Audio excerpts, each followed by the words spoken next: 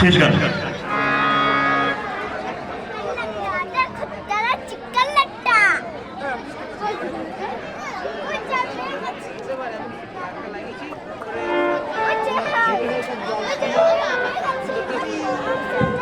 আগে দিন ভালো ছিল, এখন ভালো নেই।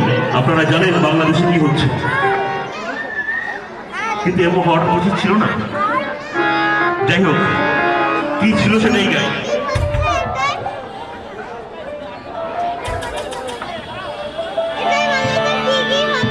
শাহ আব্দুল করিমের গান।